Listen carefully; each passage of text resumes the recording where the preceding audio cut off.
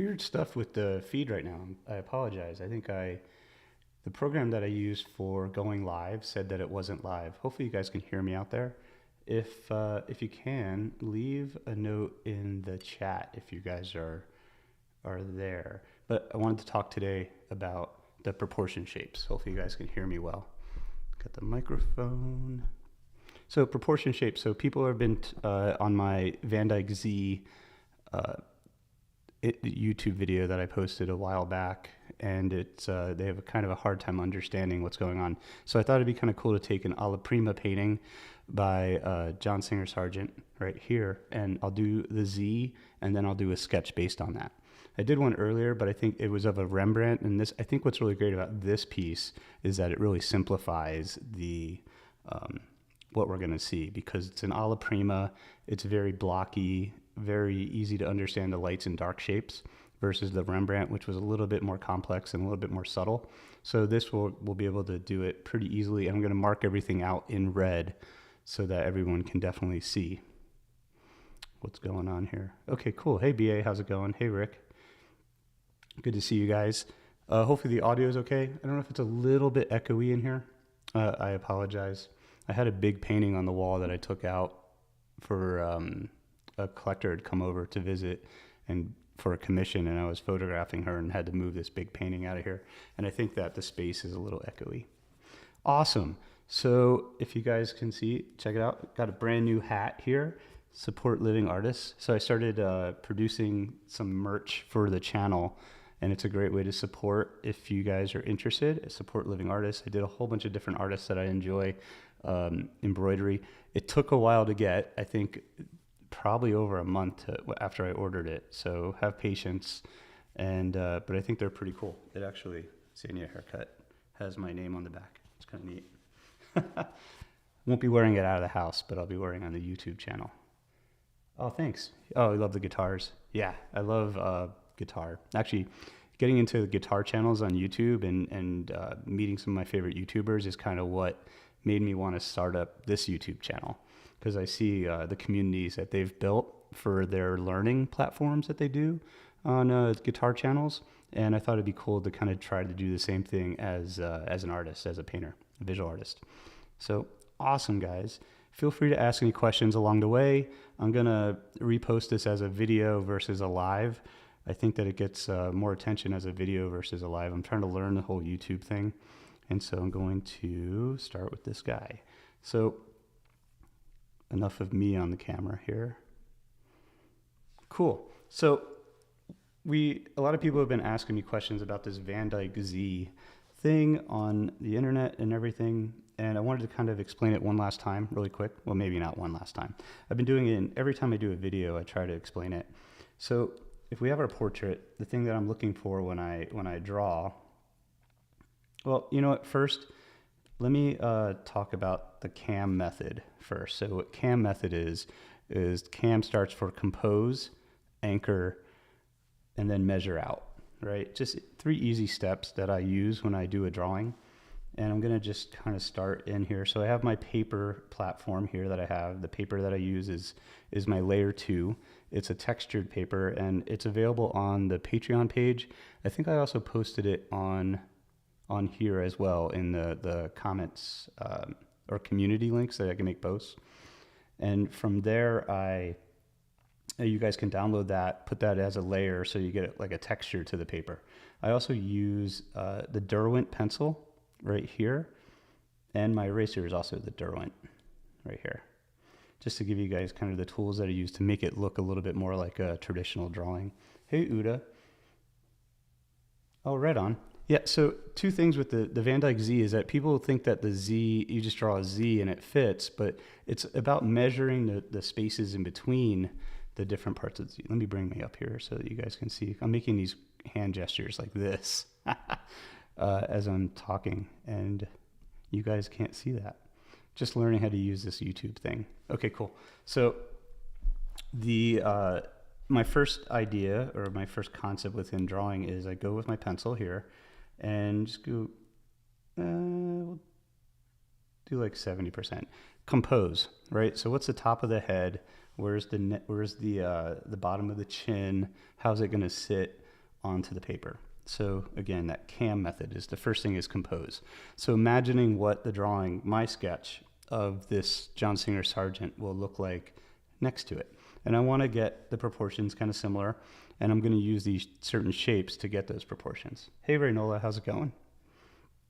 I have water this time. I did a whole video, and about 20 minutes in, I started choking. Thinking about the top of the head. Where's his, he's got a double chin, it looks like, which is kind of cool. The bottom of the chin, where the double chin kind of starts, right? Where's the hairline kind of thinking coming in? Gonna make that a little bit thinner of a line. Just notes, right? So we're kind of composing what it is I'm thinking for like where he's gonna sit on the paper. I don't want to really, these lines might change. They definitely are gonna change, but I just want to put them in there as kind of a basis for what I'm seeing, right? And if I look at like how the eyes are right through here, where does that line up with the eyes over here, right? So kind of setting up the structure of where the orbital cavities are going to be, and just using a side-by-side method right here. So it's almost like a sight size. What sight size is that you have the model in front of you, but you lay out your paper so that you could step back 3 feet or so, and you can squint at both at the same time in the same scale. So, hey, good morning, guys. You have 2 lives at the same time. Check it out. Yeah, it's weird how one of them I think stopped on me for some reason. It was saying there's an image on here that said it wasn't going out to everybody. So we're gonna go with this one. And I'll just cancel the other one when it comes, unless it's like weird and in my studio and I can't turn it off. Then I'll have like a spy cam in here. Where's the nose kind of sit, right? Comes across. And this is just kind of getting these vertical proportions down. Like the eyes, nose, mouth, not the width at all. Do you ever establish the border lines within the canvas? I don't know what you mean by the border lines of the canvas. This is just an iPad sketch, so I just want to make sure I don't go over top of the image that I have here next to it. Oh, cool, Yuda. Thanks for stopping in on that one. So anyway, so at this point, so I got my compose, right? I kind of feel like I have him in a good spot. Where's his kind of shoulder coming in? Thinking about the shoulder, comes over here, maybe this, kind of wedging that shape in there. Now I want to think about what the Van Dyke Z is doing. So people were talking about that idea of, I see the Z on everything, I'm not sure which one to look at or how to expect that. So I'm going to kind of zoom in here and show you guys kind of what, I'm going to switch to a bright red so you guys can see it. Okay, so the Z on the shadow side of his face, right, is very important. So top of the brow, right, hopefully you guys can see that. The length of the nose, right, so the full length of the nose.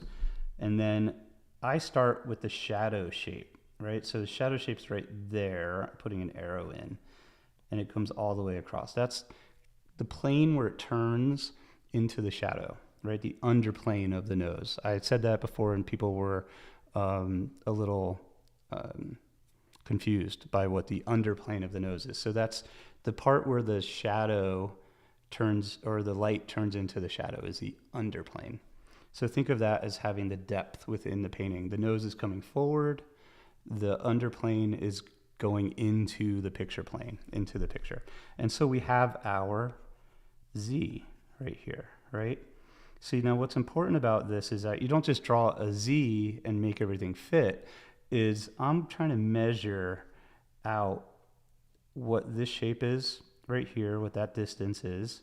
And this is something that takes experience. Not everything is going to be like just draw a Z and it'll work. It's a learning how to track with your eye the starting point to the finishing point, right? The starting point to your finishing point. That's how you figure out the lengths of the nose. Now I'm going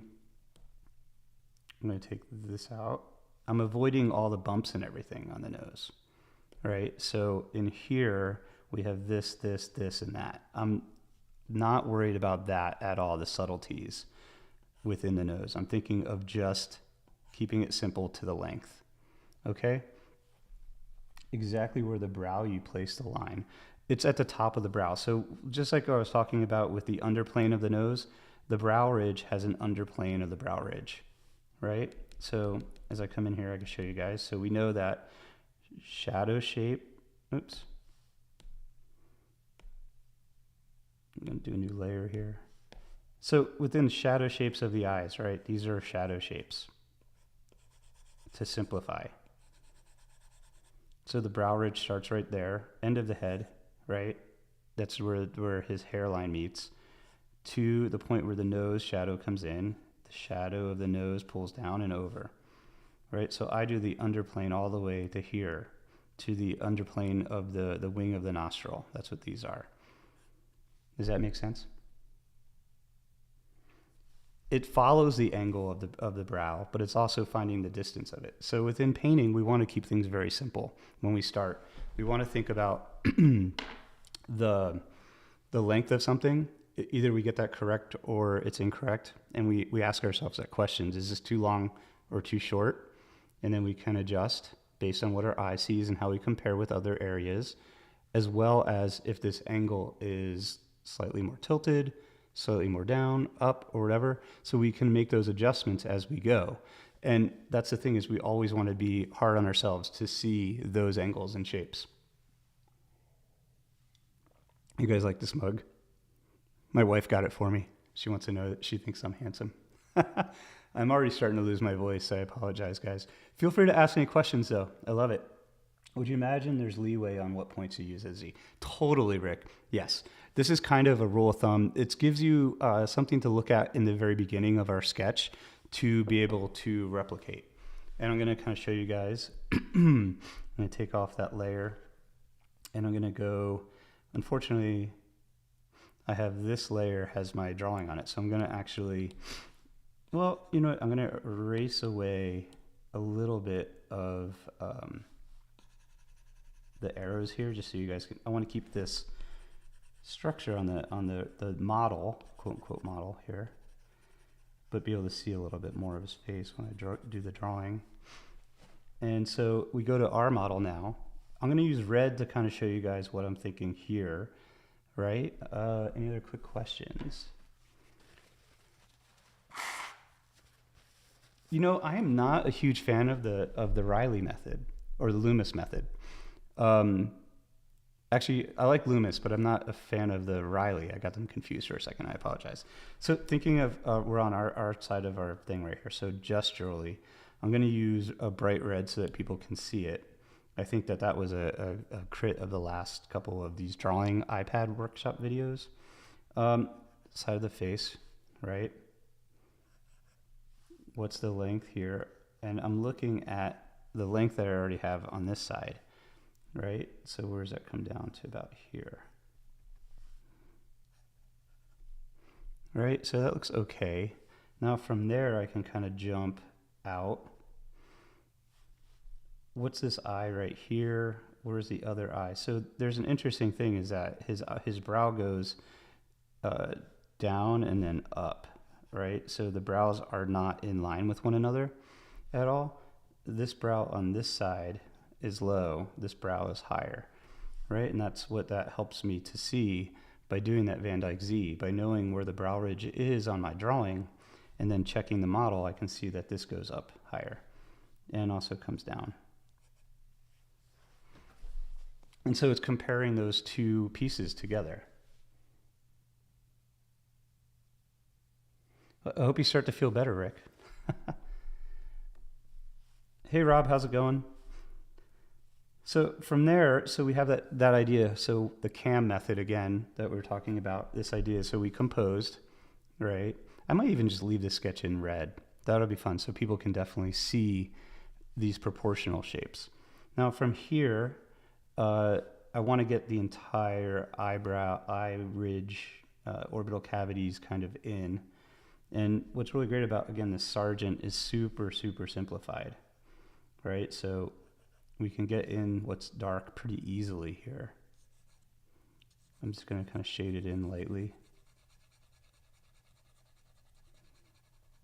And you guys can hear that I have a paper-like finish onto the video right now. So kind of shade in the eyes. Now, these eyes are my anchor point. Now, what do I mean by that? So I feel like I have them well established height and width-wise, and that might slowly, slightly change. Again, everything is kind of a little bit organic. I don't want to lock in almost anything, but they are, for the most part, my anchor points. So this pulls down and over from here to here. I'm thinking about now, what are the shadow shapes? So I want to start to measure out, that's what the M is, from the central point, from the anchor of our eyes. And that's going to help me figure out what's going on with the shape of the nose, right? And there's this really awesome kind of dark shape that is in this part of the eye right through here, right? Not worried about any of the bumps and stuff in the nose yet. Thinking about what's coming down here, because this kind of leads into the mouth. This kind of movement right through here. So I'm looking at this shape right through here on him. See how that curves in? And just kind of following the shapes, the shadow shapes now. So when I draw, I want to establish the shadow shapes first, because again, they help to build structure.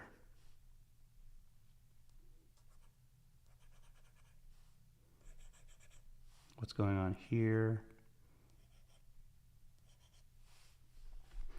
As I pull down, where's the mouth actually kind of sitting? Maybe here, maybe a little lower. Again, I can kind of figure out what's going on with the nose now because I have it in a good place. I love this kind of line right through here. That line on his face is really cool. So I want to kind of go for that. Establishing that. At this point, I'm just thinking shapes. Yeah, good question. Rick asked if I was thinking about the hardness of the shadows, I guess the softness and hardness of the shadows. Right now, I'm just thinking shapes. In this discussion today, we're just going to talk about shapes. I want you guys to think about getting the two-dimensional shapes to fit together like puzzle pieces. And what happens is they're very like roughly put together in the beginning, and then we start to really seam the pieces together and really make them fit together in a more accurate way, in a more precision based way. And so, but we start with this idea of knocking in just basic shapes. So from there, where's the bottom part of the lip, top part of the chin, we have this whole shadow shape here. This is so much better. Usually I put the image on, not on the iPad, but on the actual screen through the program that I'm using. But now I can actually draw on this shape. So I'm learning so much about presenting here. So I appreciate you guys for logging on and watching this whole shape right here. And again, keeping it all in a color that hopefully everybody can see online.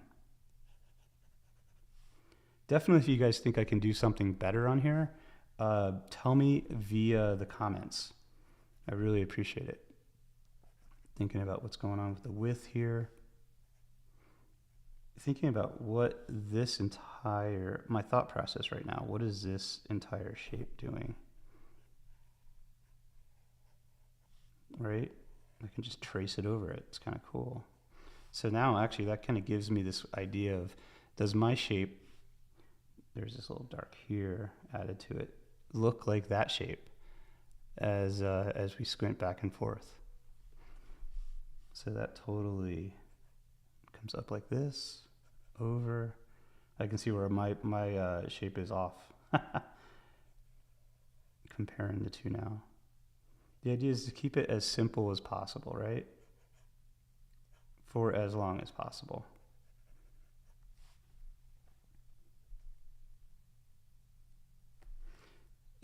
So this is what it is right here. So this is it. There's a hover on the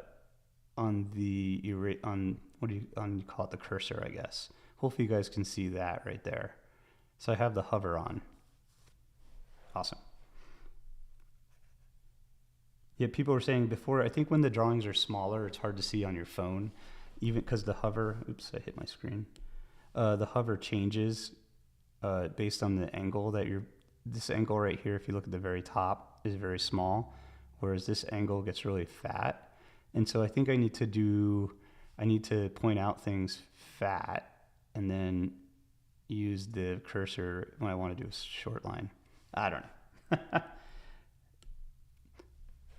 Unfortunately, there's nothing perfect, right?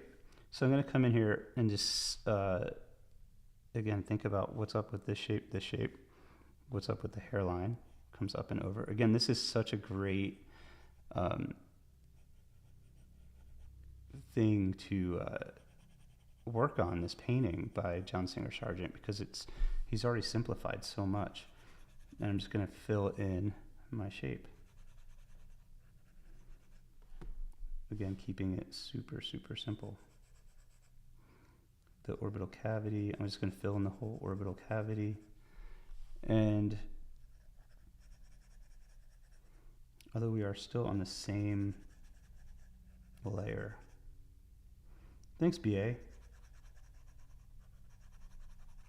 So if you guys are interested, this is, I've been posting all the raw footage from all the time lapses and other lessons I've been doing onto the Patreon page that I have going. It's been amazing to share all the BTS, the behind the scenes of everything I do. And I made it super affordable, hopefully for everybody. It's only $5 a month. I think if you sign up for the year, it's even cheaper. And $60 for a year. I think if you do it as a year, I don't know what it is, but it's even cheaper. But I appreciate everyone that's on there, because it's been great to support the channel while I figure out the growth of the channel. I think eventually it'd be awesome to make Patreon all free. Filling in this dark. It's funny, I didn't think I was going to do this all in red. Oh, thanks, Rick. Yeah, so getting that Van Dyke Z in there, right? But then we can come in and we want to refine what's going on with areas on the nose. These bumps in his nose, right?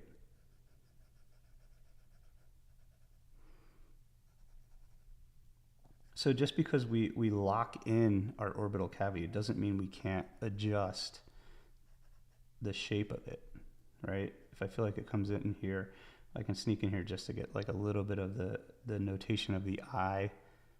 I'm in this area right here. Just quickly, and that's probably going to be fixed. Adjusting what's going on with this part of the hairline right in here. Erasing away some of the original sketch. You can see where I'm off in the beginning, and it doesn't matter. Still is pretty decent. You know, if you're in the ballpark, then when you start to really dive into the sketch in a more precise way, you can see how things are a little bit more lined up. Oh, thanks, Rick, for the super chat. I appreciate it, man. Again, I hope you feel better. You can hear my voice is a little croaky right now. Oh, thanks, Rick. I'd love to hear this guy speak, right? I'm always like looking at paintings in the museums and I'm like, man, I wonder what they sound like. I wonder if voice is really high pitched. Cool, so continuing it back over with that kind of red idea here of grouping all of our shapes together. If we come into the other orbital cavity, I'm going to shade this in just a little bit more.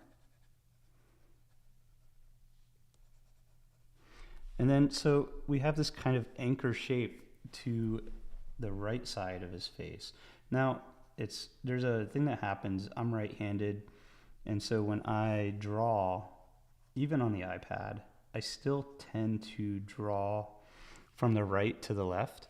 And that's because when I was a kid, and I think that it's just what happens is that you don't want to put your, you kind of start on the side. You don't want to start with your hand smudging everything. And so I think I kind of started drawing from right to left. Thinking about what's going on here in this shape. Refining this dark shape over here. underplane of the nose is a little bit different. I'm not going to worry about that quite yet. Thinking subtly what's going on with the mustache and these little the little jumping points that I can use to move from side to side. So there's a little bit of a movement in here as we get to the edge here. That looks pretty good. It's funny, I'm using my other drawing lines that might be affecting how I draw. General double chin. Right? So that's how I'm finding the ear and this side of his, this cheek right through here, or this part right there. This comes down. That looks okay. I'm gonna jump. I'm gonna come back up here to this part of the eye. Hopefully I can, let me do the cursor a little, like around this area. And what's going on with this area? I've been neglecting this whole side of his face. So we're jumping from this edge right here to around here and seeing kind of where things kind of fall, right? With the movement of this shape, how that kind of comes in. And so we're basically, like I said, we're locking in stuff.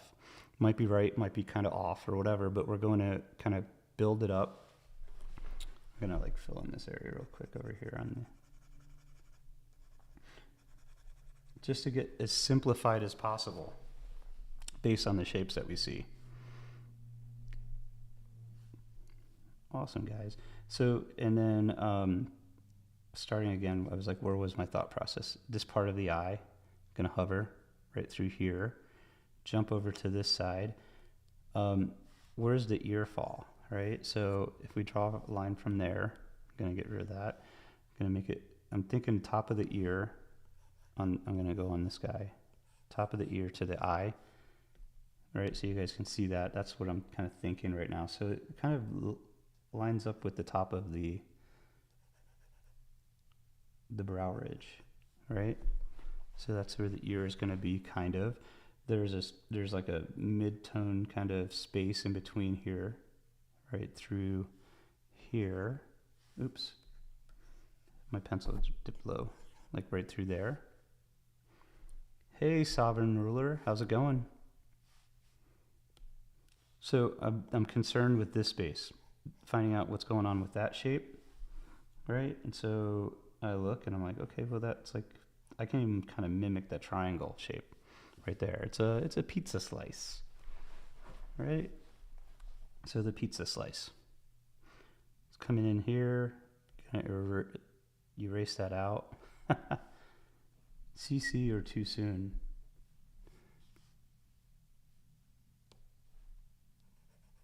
So then, if we think about the ear, just how we kind of just block in kind of the shape, that looks pretty good because the bottom part lines up with loosely from there to there. A little bit more accurate than my last sketch, my last drawing lines right there. So then right through there. That looks pretty good. Good for now. Right? This comes over. Got the helix, anti-helix going on within the ear, which is really cool. Let's kind of knock in that shadow wedge that we had before up here.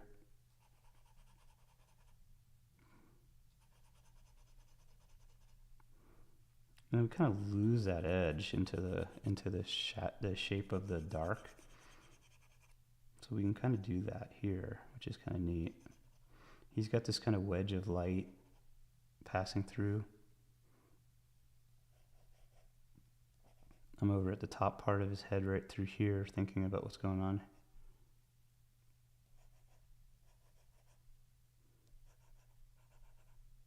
Right through there. That looks pretty good.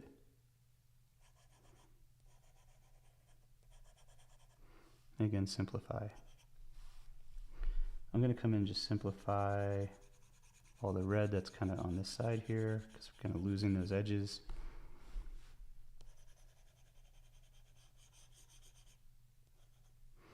Wasn't expecting to draw in red, but I think this is kind of helpful, hopefully, to people.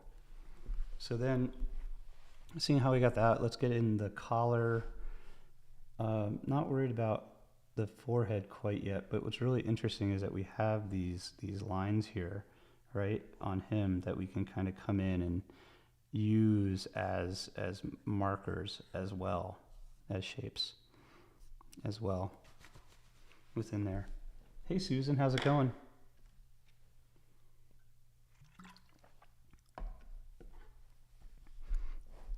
So proportionally, finding out what's going on with the mouth and everything. I'm gonna simplify this upper lip right here. Throw in a little bit for the mustache, kind of fun. Where the bottom lip goes. You guys probably hear my puppy. I'm in my studio is in our backyard, which is their domain. They keep watch over the house all day. Think about this movement in here, under the chin. Hopefully you guys can see. I'm gonna show you guys my cursor. Awesome. Feel free to ask any questions at all as I kind of build from this. So this is that idea of measuring out from the sketch, right? So it's bugging me at the top here is kind of figuring out what's going on with that shape, so it looks similar. Haven't gotten into the eye or anything yet because this is just a block-in. We're just going to keep it to a block-in demo today. I just want to kind of see if I can capture a little bit of the likeness within the sketch. Come in here into the orbital cavity just a little bit, clean up some of my lines.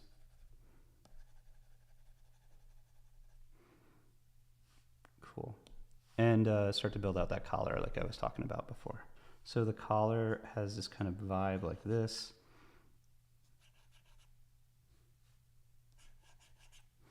Looks pretty good. All of this shape I'm just kind of including in as one large shape.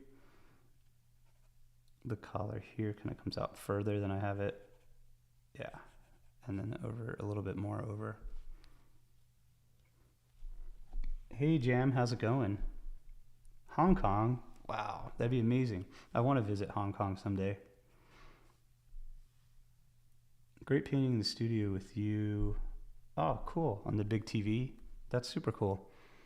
Yeah, I'm actually working on an alla prima painting right now. I'll show you guys really quickly when I'm done kind of this block in that I'm filming of Shana, and it's the editing's taking a lot longer. I was going to post it today, but the editing and the exporting of the video is taking longer.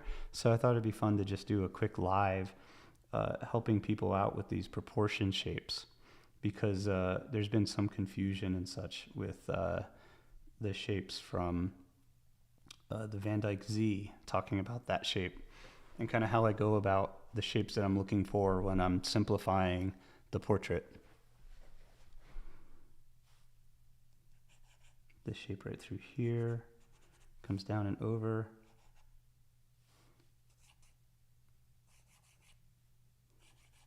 Drawing long lines to see what's going on with shapes like that.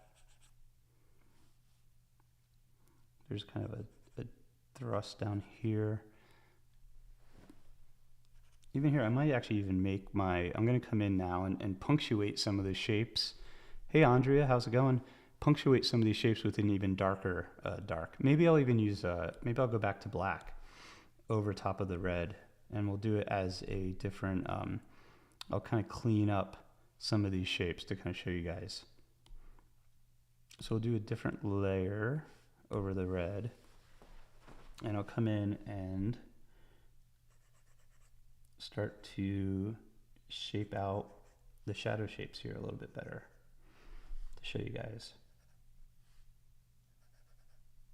what's going on with this part of the nose.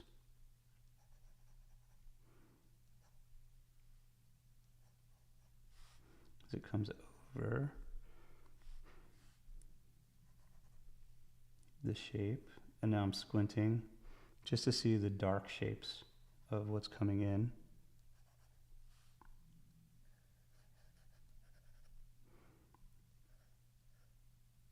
And we're where does the eye? Hopefully you guys can see my cursor.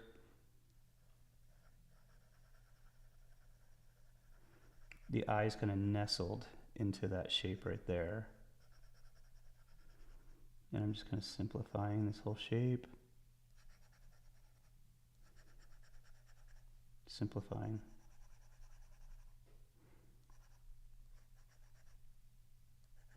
What's going on with this side of the face?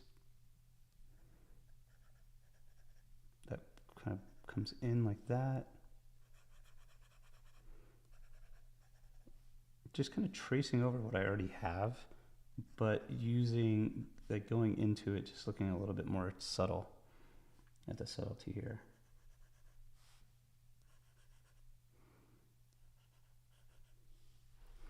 Jumping across really quick to the other underplane of the nose, where the top of the nose comes in. Where's the break in the nose, right? Where's the shadow or the light come in? Because the sergeant's so easy to see all these little nooks. It's pretty interesting to see where we can put those in. These guideposts. I call them like little movement form guideposts that help me to figure out like distances between from here to here, right? So I have a spot here, I jump to this spot. It gives me 3 chances to measure a width versus just 1. And so I find it very, very helpful. Simplify the chin a little bit here. What do we call them? General double chin?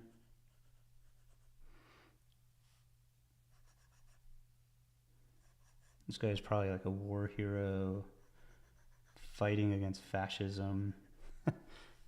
And we gave him a goofy name.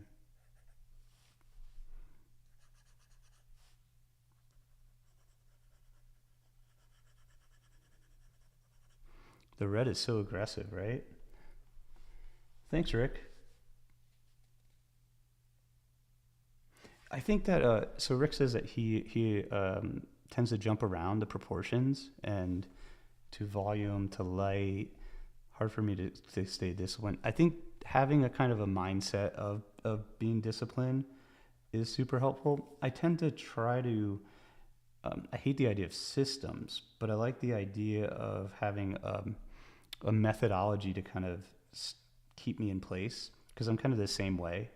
Whereas I tend to jump around a lot, where I don't tend to finish anything really well sometimes and concentrate on areas for very long. I think I might have a touch of ADD, OCD and ADD. I'm really obsessive compulsive about my drawing, but then I also like to jump around. I think the jumping around is a good thing. The idea is to kind of turn that weakness into a strength.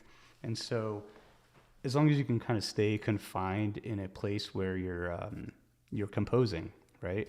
Then you're anchoring, and then you're measuring out from something that's solid, that's not going to move and jump around on you. I think you'll be good. I think that's something that I found very helpful when I was working.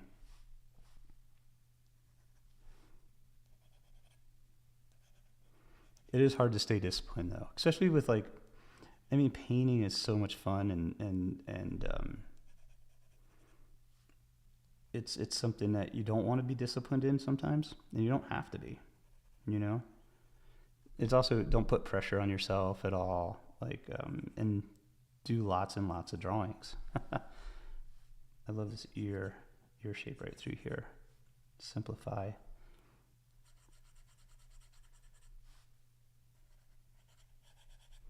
Kind of keeping it a little bit looser here.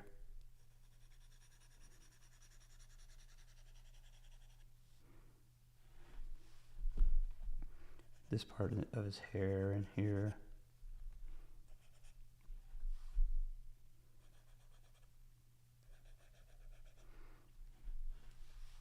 This gets a little darker through here to the eye. Just gonna kind of shade it out gently.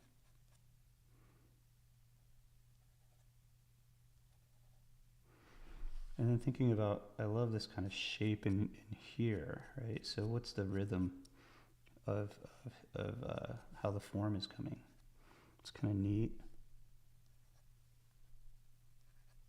Mustache is a little higher than I have it. it kind of falls into this edge right through here. These long lines also help me to kind of see where things sit and lie next to each other.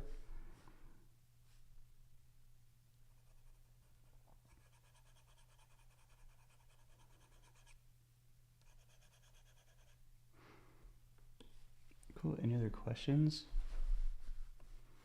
Awesome.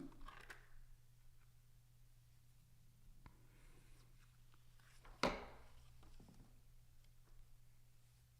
finally got you live. Awesome. So, keeping this very kind of, let me get it all to size. Once I kind of have this kind of going, it's funny, I wonder if I can strip out the red. And there's our kind of basic kind of sketch. Kind of want some of the red, but then we can even change the opacity of it. So we still have our underplane and our shapes and our basic idea here that we can come in and start to refine even more.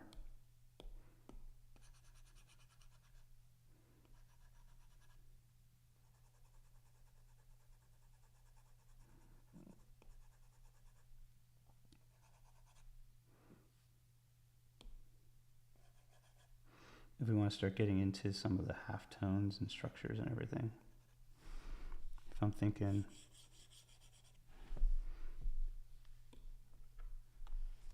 do you feel like you're art busking? No, not really. I don't know. I think it's kind of fun to. I'm trying to help people out with the explain things. It's hard to explain things in a comment so much. I try my best, but to do like a quick video on it is super helpful. But art busking, that's very funny. Because I guess I'm not like. I guess I do feel weird saying to like and subscribe all the time. Hey, Shana. Hey, do you want to come in?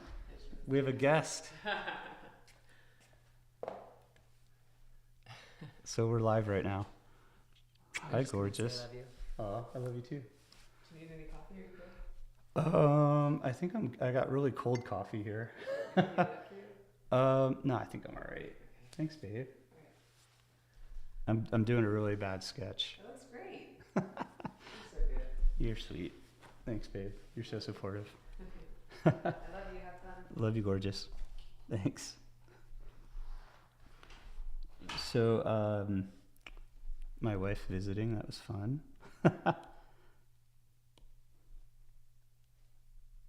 Oh, thanks, Susan. Does having high contrast make it easier? I imagine soft lighting would be more difficult. That's a great question. Oh, Rick says hi. Oh, she already left. Thanks, Rick. Yeah, she, my wife's an artist also, so we separated studios. We used to work in the same, we had a big studio that I used to work out of that was outside of the house, and I just moved into, we just built this studio here in the backyard, and now, while it was being built, we shared a studio in the house, and I didn't love it because I like to listen to my own music and everything, but I do miss her, even though I see her every day, a lot, and everything. It's still home, but we had a question. Sorry, concentrating here just a little bit here, just kind of figuring out where the lip is.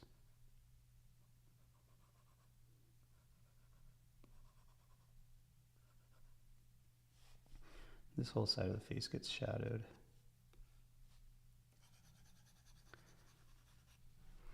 Does having high contrast make it easier? So yes, so Rob, so that's an interesting point, is that high contrast does make it a lot easier for drawing. That's why I want to keep these very, very simplified images that we're going over, because the subtlety within greenhouse lighting, which is like kind of overall lighting versus a single light source, is harder to see these shapes. Then it's all about color sometimes. If you have natural light in a room that's fully flooded with light, kind of like my room here, I have a single light source, but it's like directly above. So it's pretty consistent. I use spotlights in this space to create that sense of form when I'm in here. So just to take this sketch a little bit further, but look at if you're interested in like doing studies that are a little bit more hard, that are more intricate from let me get the shoulder in, like more subtle lighting. Sorry, it's still early. I would look at do Bouguereau studies, because he used a lot of color temperature to change form. I'm going to be doing a lot of skin tone talk and flesh tone mixing type things. I'm going to talk a lot about Bouguereau when I do that. Bouguereau. And definitely will be doing that very shortly. Now I'm in the studio space, I can do a lot more painting videos. So my next painting video is going to be a painting actually of Shana. I was able to export the last, excuse me, or no, sorry, I exported the first hour of it that I can go over with you guys really quick here. Oh, hey Deb, how's it going?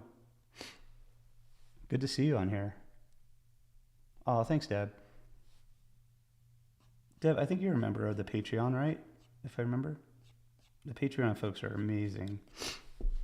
There's my plug. I'm not sponsored by anybody yet. Hopefully I'll get some companies that want to sponsor the channel. But so it's sponsored by my upcoming workshops. I should put that actually on the screen. I totally even forgot. I have a QR code. How did I forget the QR code?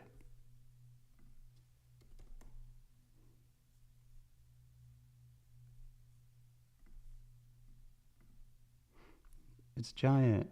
If you guys are interested in, it's small. It's medium sized. If you guys are interested in any of my live workshops, did it change the size of it? Sorry, guys.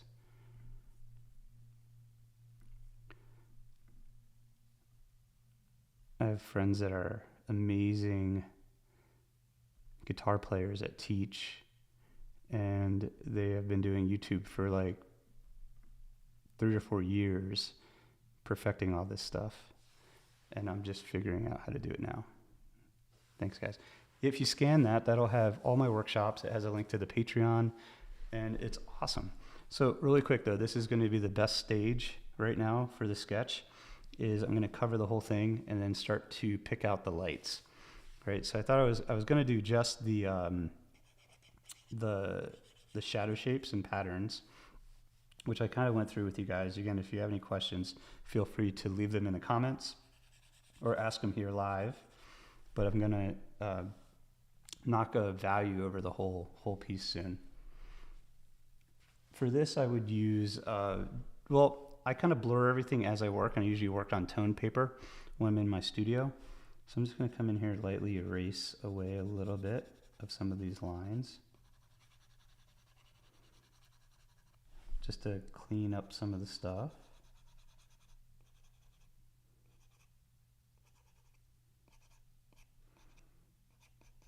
That gets a little lighter in here too. This light right through here. And I'm actually going to do this on a new layer.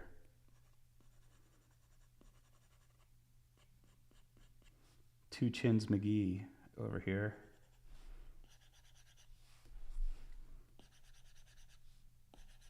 Fixing up what the collar's doing.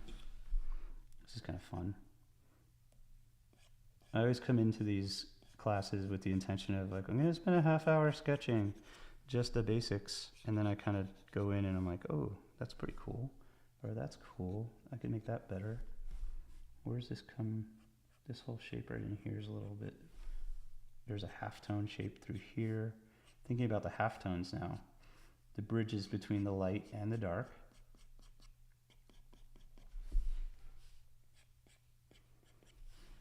And that's okay for now. Soften up that edge. Sorry, I'm like forgetting all the questions. Did Bouguereau paint grisaille first? I think he did. I think he painted like a gray-green grisaille. That actually plays a lot into how his colors are. His colors are very, his warm colors really come forward, And he leaves the grisaille a lot of times to kind of sit in the distance of the painting, temperature-wise, having those cool colors recede into the canvas versus the warm colors that advance into our space.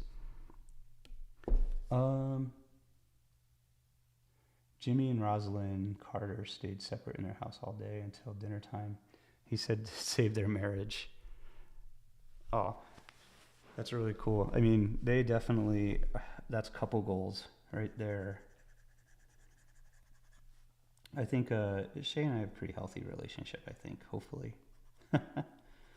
We cook dinner together almost every night.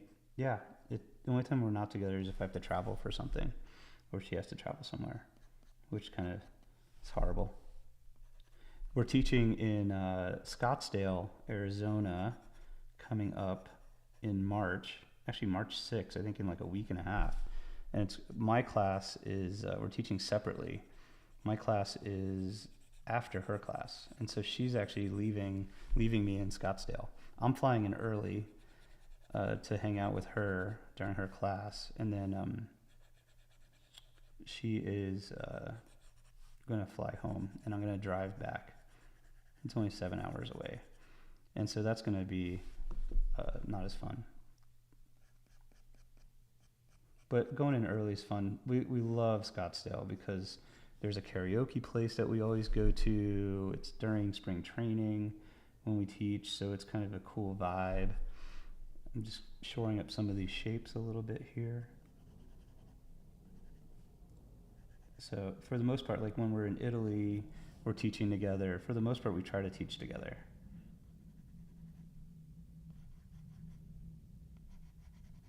And so we kind of turn it into, before Italy, we're going to Paris and Provence, and we're gonna go see.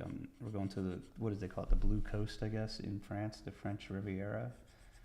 Beforehand, before we go to Italy, and we're taking our kids. Well, I'm taking our stepkids, which are my kids too.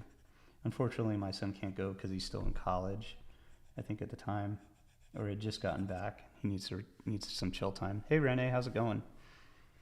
You think that this was painted with the Zorn palette? I'm not sure. This is Sargent.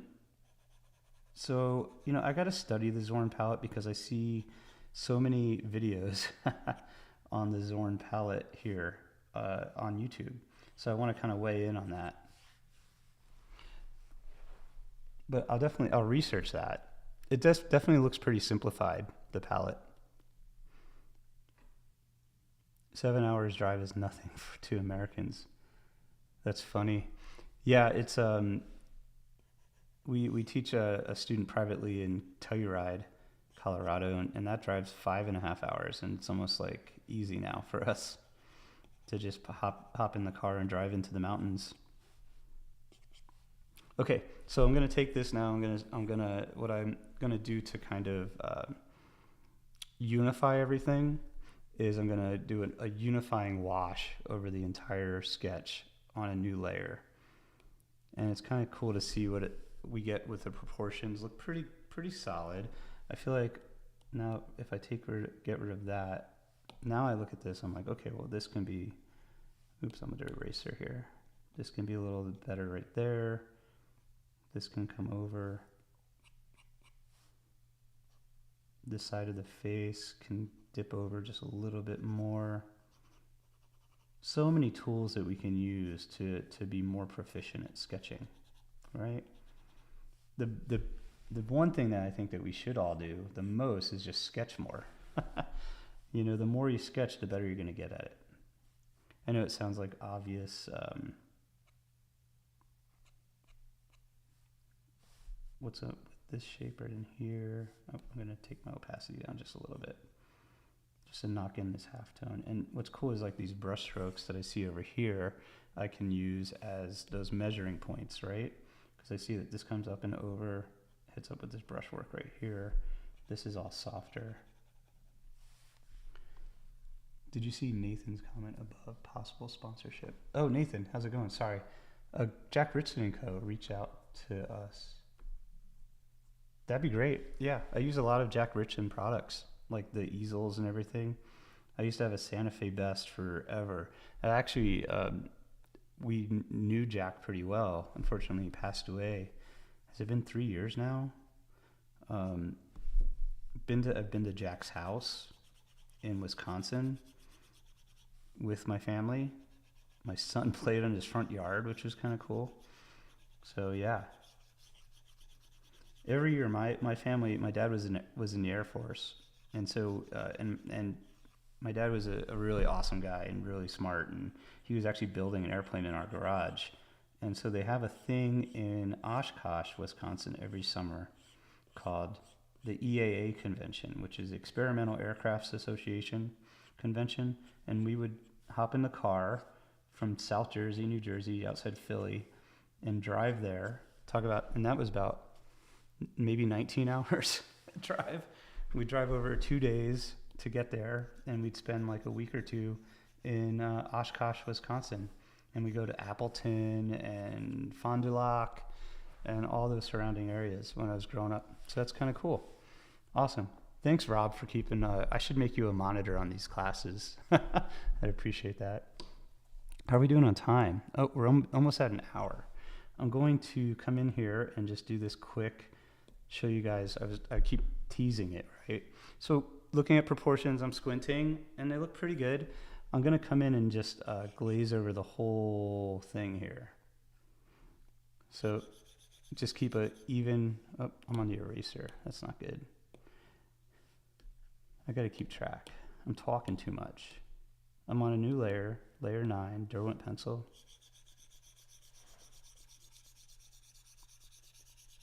Nothing in the drawing is as white as the paper-ish. There's maybe some of the color. Okay, so come in here and just kind of maybe do another layer here. I can go darker because I can... That looks okay.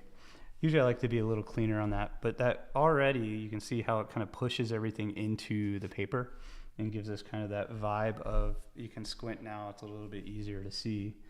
And we were thinking about the shapes within the dark areas, right? Those block-in shapes. Now we're thinking about, I'm going to kind of give us just a mid-tone right about there. That's pretty good. I'm going to start to use the eraser now to come in and sculpt out the areas that are lighter within our sketch. So now we're thinking about the blocks of shape like we were before, excuse me, but from the light side of the sketch. So not only are we thinking about dark versus light simplification, we're thinking about how we're going to simplify the highlights, right? Which is something that I find very, very, very valuable. To kind of bring it to another level of representation in 3 dimensions. Rubbing it all over your drawing. Would you do the same thing with actual drawing using charcoal? Yeah, I do sometimes. Yeah.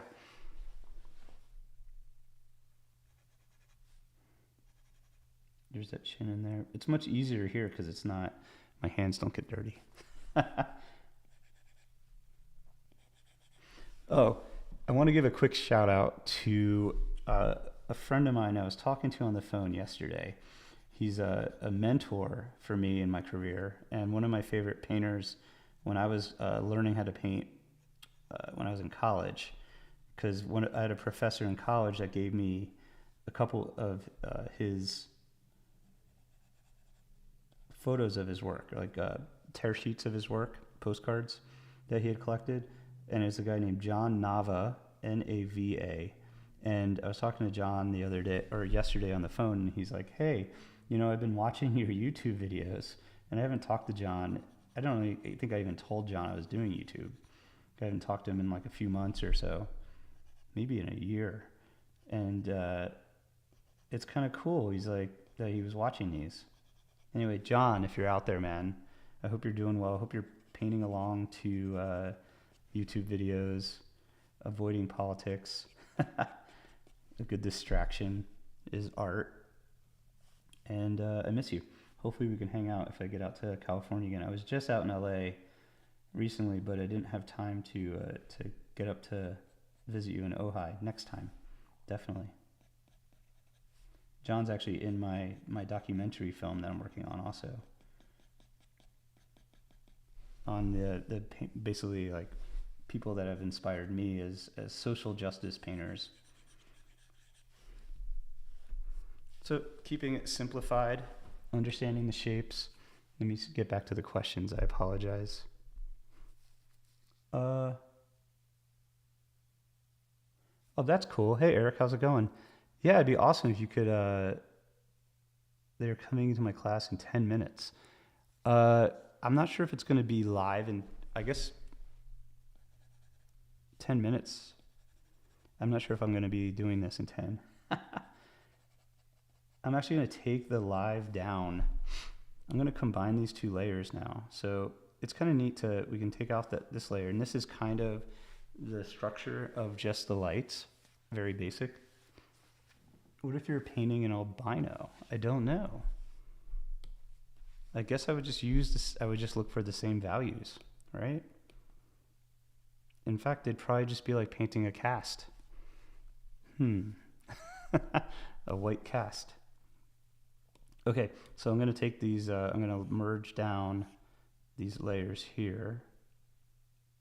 Merge down. So now this is all one layer, and I can get even more of the subtlety in here. So Eric, really quick, so this is kind of the same setup I'm thinking about doing for the lecture. So we're going to meet tomorrow, I think around 9:30 my time, 11:30 your time, your East Coast. It's cool that you're on here. The technology, hopefully the microphone's okay. And this program I have connects to Zoom, so it should be fine. I'm doing a lecture tomorrow for Eric, and not tomorrow, on March, about my series of paintings of Holocaust survivors, which I'm kind of excited to share.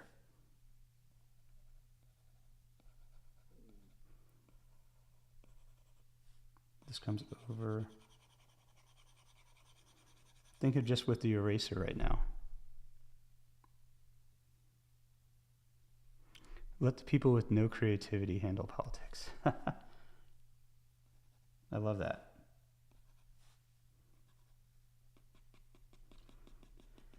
The only problem is that it affects humans,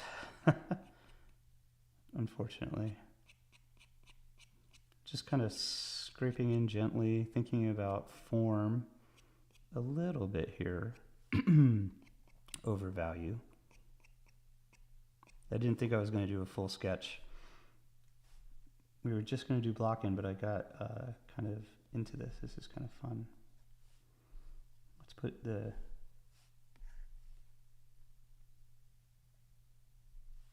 little highlight in his eye. Oops, put it in the wrong spot. It's like nestled up here.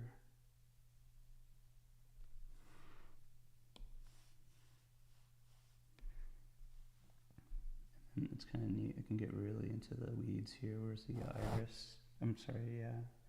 And it pulls over to the pupil. This overlid right in there. And this value is a lot lighter than it actually is in my sketch. You can see how we definitely can get, now as I start to zoom in a little bit more and see what's going on here. It's neat to, usually I'm using the printout that I do. I do a bigger printout in the beginning of the sketch. So like my iPad, you can see it's like the size of my iPad here to be able to judge against, but I don't usually have the reference next to the painting on the iPad. So now I do. It makes it a lot easier, which is why they probably include that idea in there. Oh, cool. Awesome, Eric. You got the cards?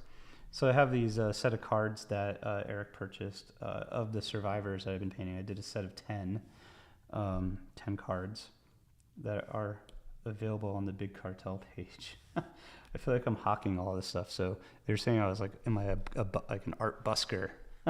asking for support all the time. But I don't need your support, guys. I'm just kidding. I love it. I think it's cool. It's providing education that's affordable for everybody is kind of cool, for almost everybody. And if you can't afford it, I usually just hook people up anyway.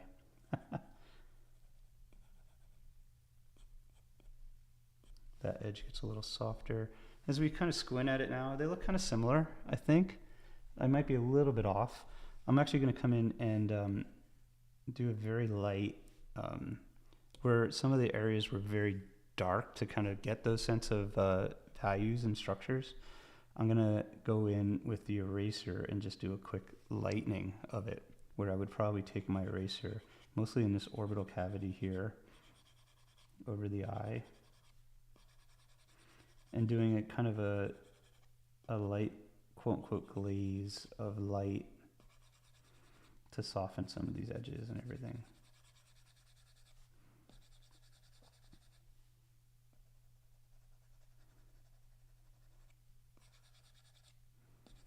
Into the mouth.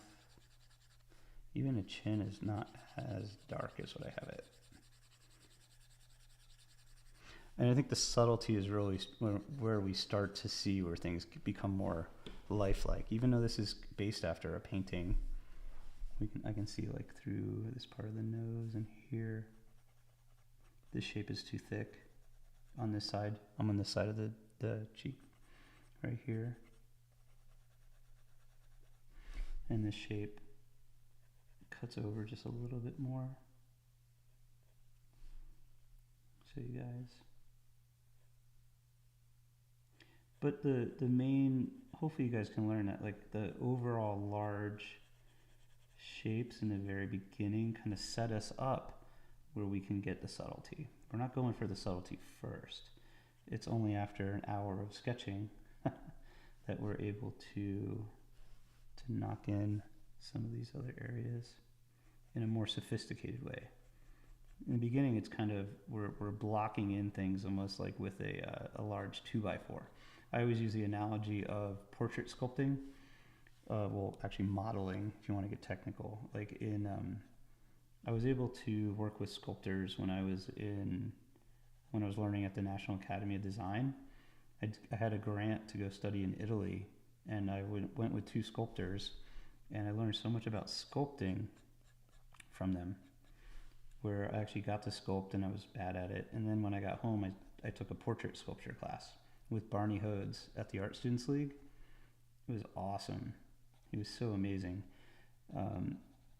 And what you do is you get this giant mound of clay first, and then you just start pounding it into shape, into these large masses. And so that's your compose, right? You're knocking into these shapes. And then you start in with the middle points of where the eyes are, and then you start to measure out. So sculpture is just like painting and drawing, but within space, within 3 dimensions. It's kind of neat how all these things kind of flow together. The ways of creation and stuff. Creating.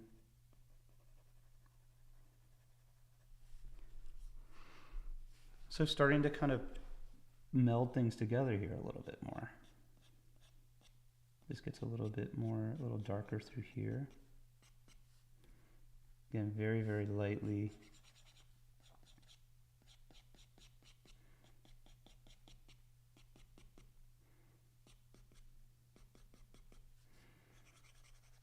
So it's cool, like the Jack Richardson thing. I had a Jack Richardson easel, which was really amazing. It's a Sienna. And a friend of ours, actually, I just recommended that she buy one from them. So check out the Sienna easel. Look, see, I'd be a great sponsor, right, guys? Or I'd be great for sponsors. Sometimes I think of drawing as sculpting. Exactly, yeah, they kind of fit. They go back and forth, right? Painting is sculpting, and within 3 dimensions, and sculpting is drawing.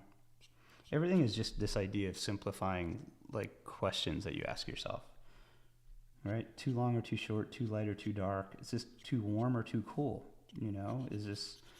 What's the hue of this color, right? Is this a blue hue or a green hue? What is it that I'm seeing? It's not about skill anymore. It's about feeling and wacky ideas. You can always hire a struggling young painter to paint it for you. Oh, that is true, unfortunately. It's all about putting a banana on the wall, which is kind of funny anyway. I'm all for it. Anything that's kind of cool and creative, I'm down. I don't get upset if a banana is worth so much more. I just think it's hilarious. I don't think it affects me in a negative way to be surprised by something that's kind of cool. It just makes me think that maybe we're all just dead anyway, like the TV show Lost, and just weird shit's gonna happen.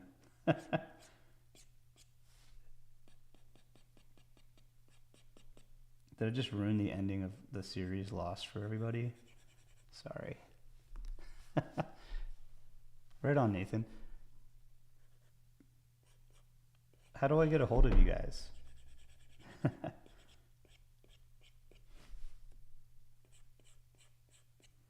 Rob, thanks for pointing that out. I miss some of these comments sometimes, and I apologize. Okay, Rob has I'm going to scroll back up, sorry. Bandwidth to support. I got the cards, by the way. Okay, I got that. Thanks, Eric, for being on here. This is awesome. Keep winding it until you need it. Okay, I think I'm back. I think I caught up. Sorry, guys. It's funny. I'm looking at the painting next to the thing, and he's got this is not good. I'm gonna come in and just kind of blend that out a little bit more.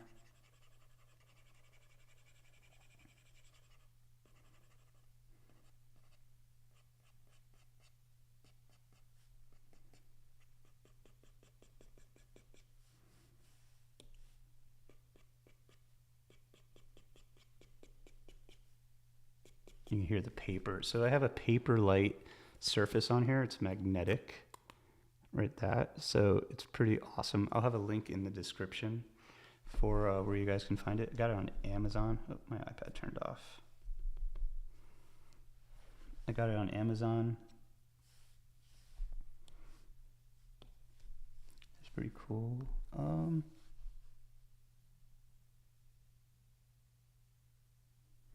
The details are a lot of fun. Rob has a question. I think that may be controversial. Do you see any paintings in galleries where the quality is pretty poor? I mean, not very skilled artists that produce paintings.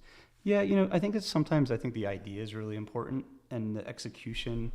It doesn't bother me if it's not executed perfectly, if the idea is really strong. So that doesn't really.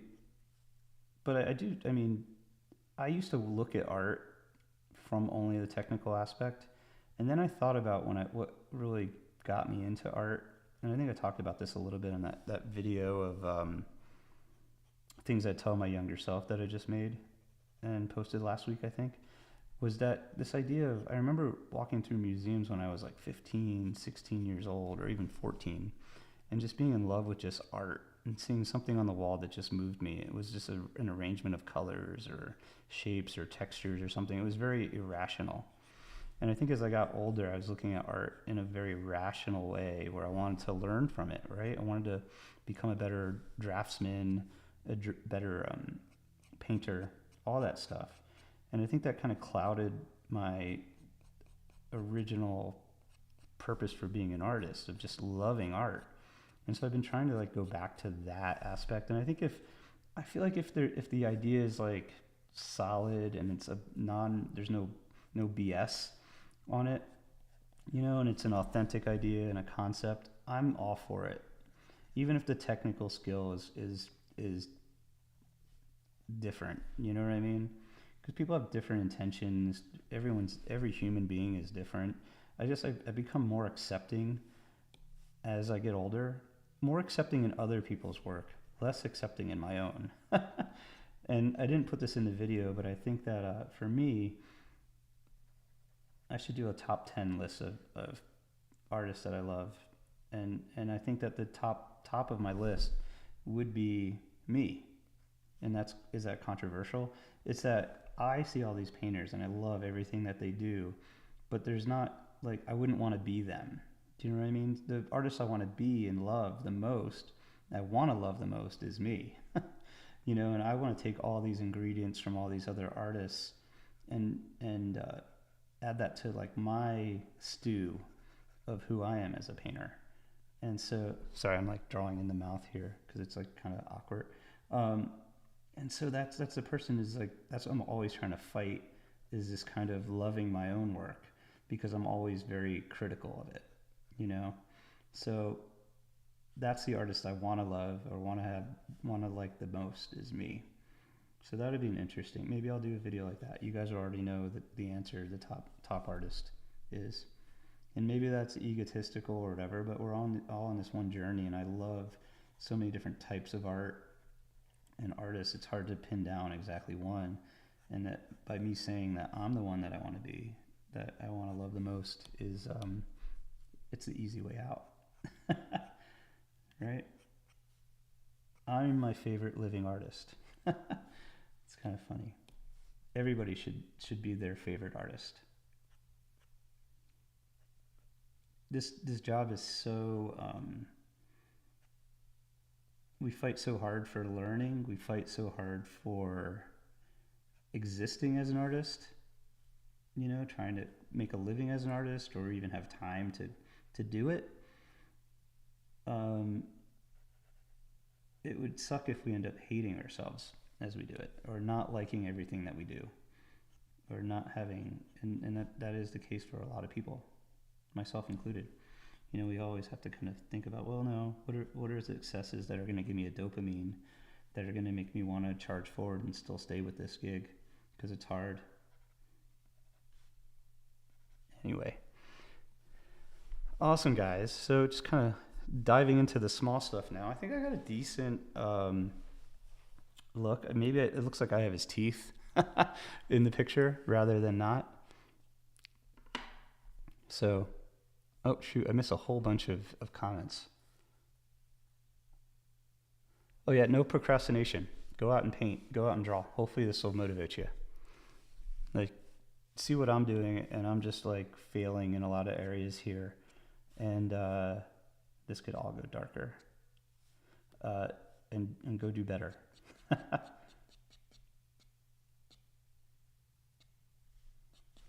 I got his teeth.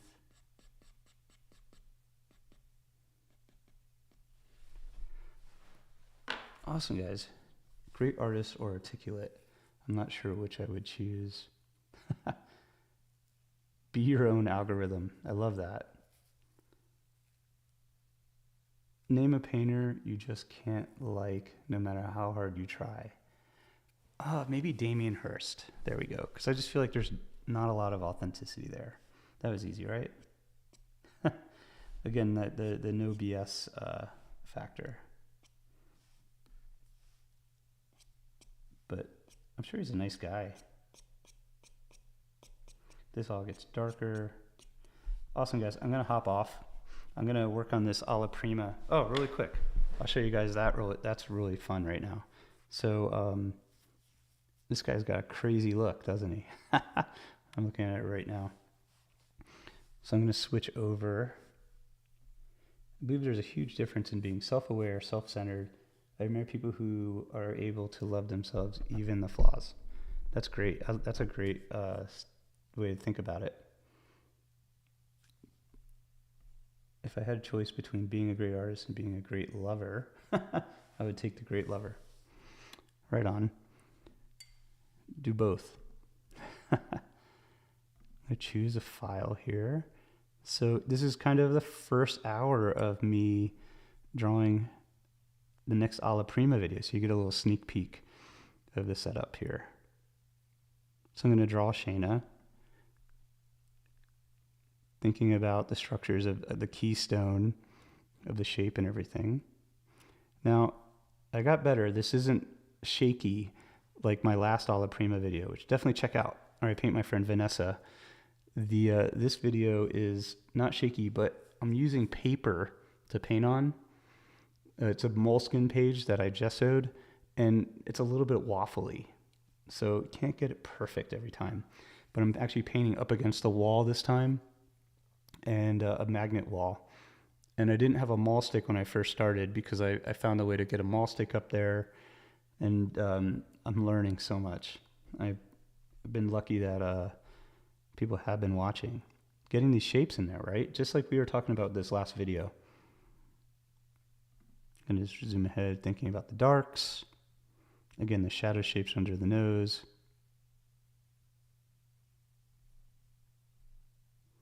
Oh, right on. Rob, I'll have you do that, definitely. The next one. You have all the bell notifications and stuff. Oh, thanks, Rick.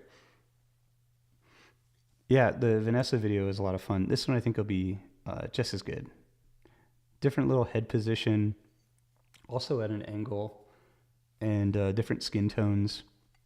So I start out with this burnt umber mix and a little bit of liquid. And I'm going to post the full video, the full length. I think it's about 3 hours, maybe 4 hours, will be on the Patreon page after I launch the video. Getting in the eyes, getting in some of the darks. This right now, I've only been able to export, and it took about 5 hours to export the first hour of the video.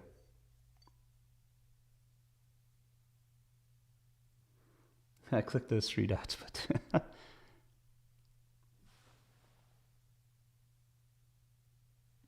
oh, Rick, by the way, I do like your icon here, by the way. It's really small, but I can read it now. Oh, you guys can't see me. So how can we see that video?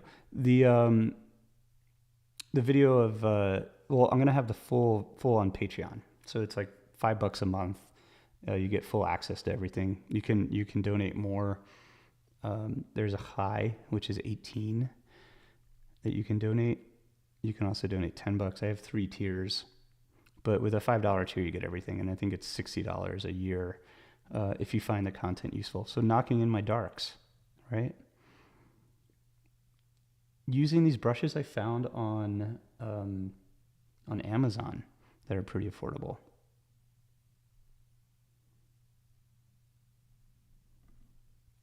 Starting in on the skin tones, kind of think of my skin tone base is a little bit of the brilliant pink right here,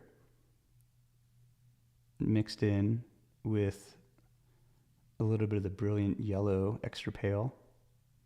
Hey, thanks, Rick. I'm about to stop soon. I was going to kind of show you guys kind of the start of the piece, blocking in some of the shadow shapes, and then pulling the lights on. Awesome, guys. It's been an hour and 22 minutes so far, so I think I'm gonna hop off too. Awesome, guys. So thanks so much for watching. I'll bring up the little video here. And if you guys have any other questions that I missed, unfortunately, really bad at this sometimes, following along and drawing at the same time, that leave them in the comments if there's something that you want me to draw or do a study of or to hopefully explain better. Drop it in the comments. I'll try to make a video about it. I'm having a blast doing these, and yeah, they're a lot of fun just connecting with people. I love doing the lives versus just a video because you guys are on the other end asking questions. And so I'm hopefully trying to get on here, draw once or twice a week, hopefully, unless we're traveling. And where is the sloth? So my wife bought me this really cute sloth. She has one in her studio, and I have one in my studio. They're supposed to hug each other. So I thought I'd start putting it all over the videos for fun. I have a buddy, Keith Williams, who has a YouTube channel for guitar, and he has a Snarlack stuffed animal in the back of all his videos, and so it's kind of a call out to Keith also. Awesome, guys. Thank you so much. If you like this content, please like and subscribe. This is the busking part, I guess. And I have hats available. Support living artists hats. They take a while to get made. I think you'll see it on the YouTube channel. I have a whole bunch of different hats that I've been making that are all embroidered. And the backs have my signature on them. I need to get a haircut.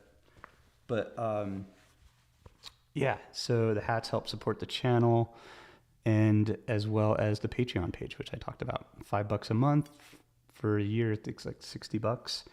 I appreciate all the support, and I'll catch you guys at the next one. And hopefully in the next day and a half, I'll have that alla prima video up. I'm excited. Awesome, guys. Thanks so much, and take care. Have a good one. Cheers.